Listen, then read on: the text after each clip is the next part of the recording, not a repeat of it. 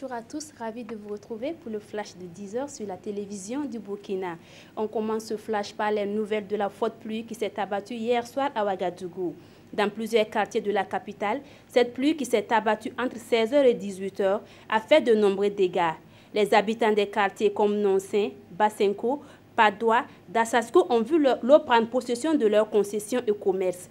Circulation bloquée et canaux d'évacuation d'eau bouchés, il était difficile de circuler sur certaines artères.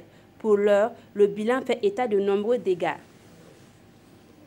À l'Assemblée nationale, les députés ont procédé hier, jeudi, à l'examen de 2 projets de loi. Il s'agit du projet de loi portant organisation de la commercialisation de l'or et des autres substances précieuses au Burkina et le projet de loi portant modification du 21 décembre portant Code général des collectivités territoriales au Burkina Faso.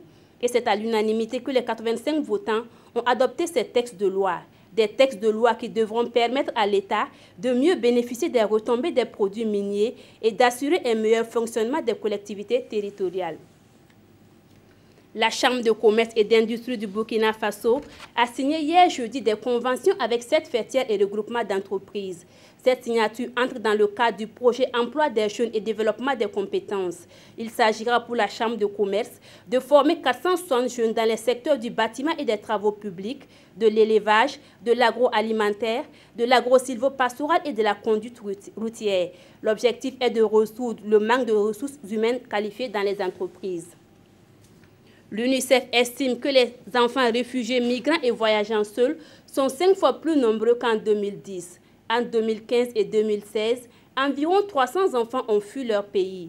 Toujours selon l'UNICEF, la route de l'exil entre l'Afrique du Nord et l'Italie est l'une des plus dangereuses au monde. Près de 4000 personnes y sont mortes l'année dernière, dont au moins 700 enfants venant pour beaucoup d'Érythrée, de la Gambie, du Nigeria et de la Guinée. Le président brésilien Michel Temer, arrivé au pouvoir grâce à la chute de Dilma Rousseff, pourrait bien à son tour faire l'objet d'une procédure de destitution. Mercredi soir, le journal télévisé de la chaîne Globo, la plus regardée du pays, a révélé l'existence d'enregistrements accablants pour le président.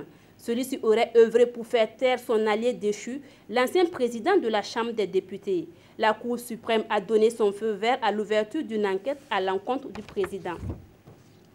Voilà pour ce flash. Merci de l'avoir suivi. Draman Dadian vous retrouve à 13 h.